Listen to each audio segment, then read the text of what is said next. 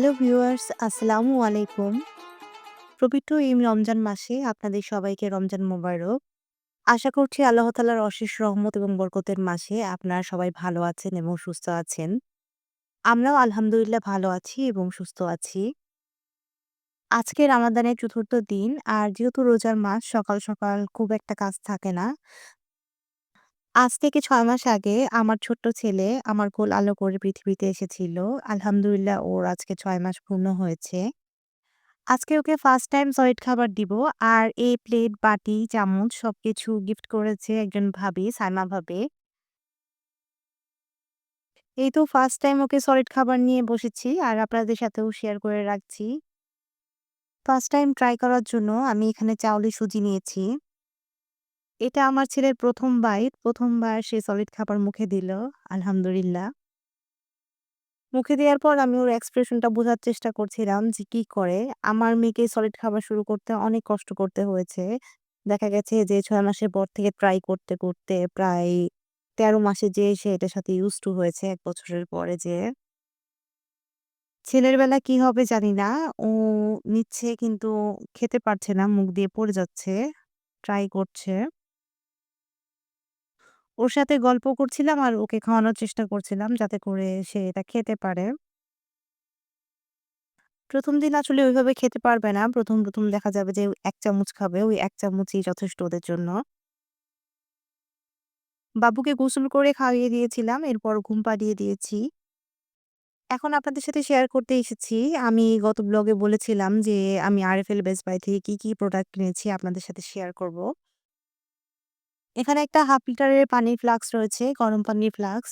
আমার কাছে একটা ১ লিটারের ফ্লাক্স আছে। ওইটা বাবুর জন্যই কিনেছিলাম। ওটা দেখা যায় যে কোথাও গেলে মানে ২-৩ ঘন্টার জন্য গেলে দেখা যায় যে ফ্লাক্সটা অনেক বড় হয়ে যায়। ব্যাগে ক্যারি করা সম্ভব হয় না। তাই ছোট একটা ফ্লাক্স কিনেছি। এটাতে প্রায় ৩ ঘন্টার মতো পানি গরম থাকবে। আর এখানে একটা প্রেশার কুকার আছে। আপনারা দেখতে পাচ্ছেন কিয়ামের প্রেশার কুকার। আমি হকিংস এর প্রেশার কুকার খুঁজেছিলাম কিন্তু অ্যাকচুয়ালি ছোট শহরগুলোতে হকিংস এর অরিজিনাল যে প্রোডাক্টটা সেগুলো পাওয়া যায় না। তো বাধ্য হয়ে কিয়ামেরটাই কিনতে হয়েছে। আমার এর আগের প্রেশার কুকারটা কিয়ামের ছিল এবং খুব তাড়াতাড়ি নষ্ট হয়ে গিয়েছিল। তাই এবার কিনতে চাচ্ছিলাম না। কিন্তু অনেকগুলো দোকান ঘুরেও আমি পাচ্ছিলাম না। তাই বাধ্য হয়ে কিয়ামেরটাই নিতে হয়েছে। আর এদিকে একটা ইন্ডাকশন চুলা আছে। আমার অনেকদিন ইচ্ছা ছিল একটা ইন্ডাকশন চুলা কিনবো। আর এই তো এখানে ১২ মাসের ওয়ারেন্টি রয়েছে। যেহেতু বেস্ট বাই আরএফএল এ ডিসকাউন্ট চলছিল, আমি চুলাটার উপরে 20% ডিসকাউন্ট পেয়েছি। আর এটা একদম নতুন ভার্সন ভীষণের। তো এটাই নিয়ে নিয়েছি। কেমন হবে জানি না। চুলাটা ইউজ করার পর আপনাদের সাথে রিভিউ দিতে পারবো।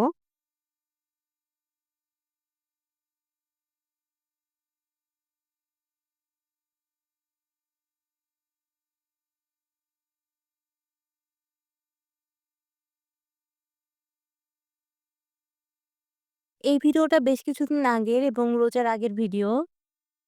সাব্বির ভাই এবং আমেনা আপুর অ্যানিভার্সারি ডেট ছিল। সময়ের অভাবে সবসময় ভিডিওগুলো শেয়ার করতে পারি না নিয়মিত। তাই ওই দিনের কিছু ভিডিও ফুটেজ নিয়েছিলাম। এখন পর্যন্ত শেয়ার করা হয়নি। তাই আপনাদের সাথে আজকে শেয়ার করছি। এখানে সাদিয়া আপু একটা কেক নিয়ে এসেছে। কেকের ভিতর ইউ অ্যান্ড মি লেখা আছে, লাভ স্টোরি। কেকটা সুন্দর হয়েছে মাশাআল্লাহ। এই তো আপু ভাইয়া এখানে রেডি হয়ে গিয়েছে। উনারা এখন কেক কাটবে, ফটো সেশন চলছে।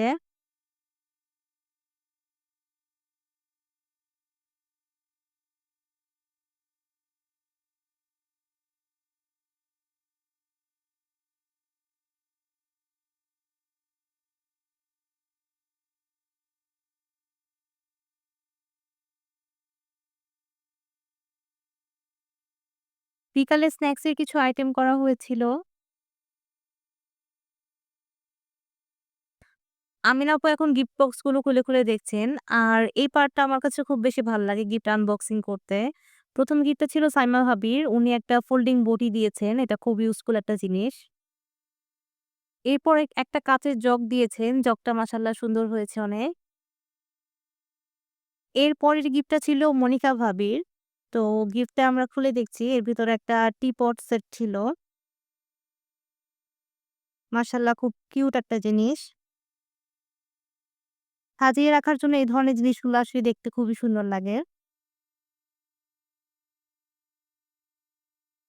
এরপর ছিল সাদিয়া আপুর গিফট। সাদিয়া আপু আমিন আপুর জন্য একটা শাড়ি নিয়ে এসেছে। এই শাড়িটা সাইমন ভাবির অ্যানিভার্সারিতেও দিয়েছিলেন।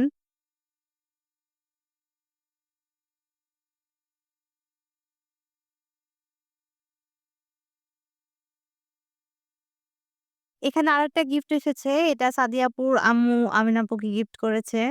এখানে একটা 3 পিস আছেন। মাশাআল্লাহ অনেক সুন্দর হয়েছে। এই মুহূর্ত পর্যন্ত যারা আমার ভিডিওটি কন্টিনিউ করছেন, আশা করছি ভিডিওটি ভালো লাগছে। আর যদি ভালো লেগে যায় প্লিজ চ্যানেলটিকে সাবস্ক্রাইব করতে ভুলবেন না। আর ভিডিওতে লাইক দিতে ভুলবেন না। এরপরে এই গিফটটা আমার ছিল। এই গিফটটা ছিল আড়ং এর একটা কুকারি সেট। তো এখানে কারি বলে সেট ছিল।